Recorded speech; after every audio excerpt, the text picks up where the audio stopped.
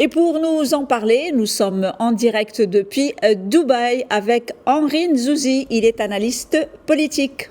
Merci beaucoup Henri Nzouzi d'avoir accepté notre invitation. Merci infiniment. Alors, les campagnes électorales pour un double scrutin présidentiel et législatif ont débuté ce samedi pour se poursuivre jusqu'au 13 juillet. Le vote aura lieu le 14 juillet pour les Rwandais résidant à l'étranger, le 15 pour les citoyens résidant au Rwanda. Quel regard avez-vous sur le déroulement de ces campagnes électorales ? Alors, on va peut-être déjà rappeler, vous l'avez évoqué, c'est le 4e mandat pour Paul Kagame. On sait qu'en 2015, à la faveur d'une révision constitutionnelle, le verrou des 2 mandats consécutifs limités a été contourné. Et donc, cette année encore, ce sera un scrutin, il faut bien le dire, sans suspense, si l'on tient compte des résultats des dernières élections en 2017, où Paul Kagame a obtenu 98,79% des suffrages. Il était déjà confronté à ses 2 principaux adversaires qui, eux, se sont tout simplement partagés 1,21% des suffrages. C'est une élection sans suspense, je viens de l'évoquer, et cela est dû à plusieurs éléments, bien évidemment, parce que Paul Kagame a depuis toujours privilégié l'unité de son pays en faisant, bien évidemment, l'impasse sur les libertés individuelles, et grâce notamment à une diaspora rwandaise qui pratique l'autocensure, il aura pour lui un boulevard pour cette 4e élection qui lui est déjà promise. Alors, Henri Nzouzi, ces élections présidentielles et législatives de 2024 seront les premières à avoir lieu simultanément, et c'était suite à un amendement constitutionnel. Qu'est-ce que vous pouvez nous dire sur cet amendement constitutionnel ?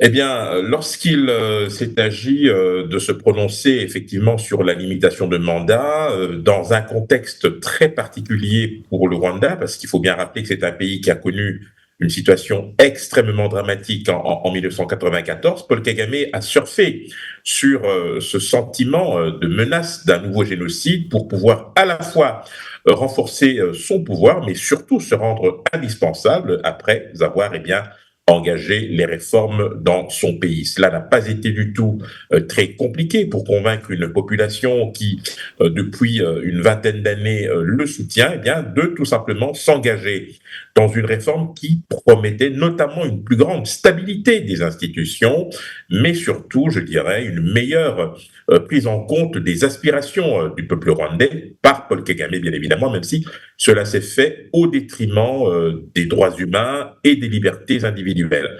Ce scrutin aura lieu entre le 14 et le 15 juillet, permettant donc ainsi à Paul Kagame de pouvoir se maintenir au pouvoir pour une 40aine d'années, puisque c'est le terme à partir duquel on pourra considérer la fin de son mandat, puisqu'en 2034 encore, il devrait pouvoir parachever ce 2e mandat de 5 ans qui semble lui être déjà promis.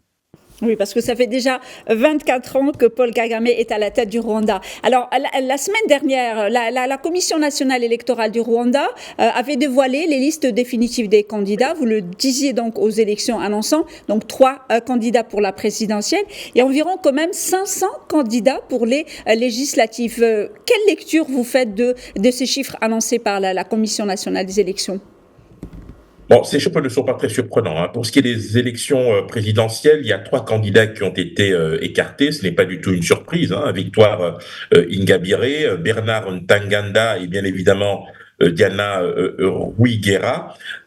Ça c'est pour évidemment des raisons éminemment stratégiques, puisque ce sont des candidats qui ont très librement et très ouvertement défier le pouvoir de Paul Kagame. Pour ce qui est des élections législatives, nous restons évidemment dans la moyenne.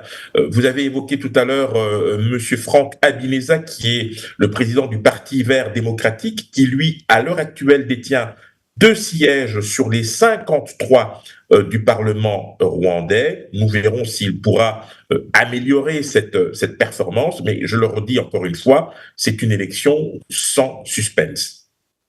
Merci beaucoup Henri Nzouzi d'avoir répondu à nos questions et je rappelle que vous étiez en direct avec nous depuis Dubaï. Merci à vous.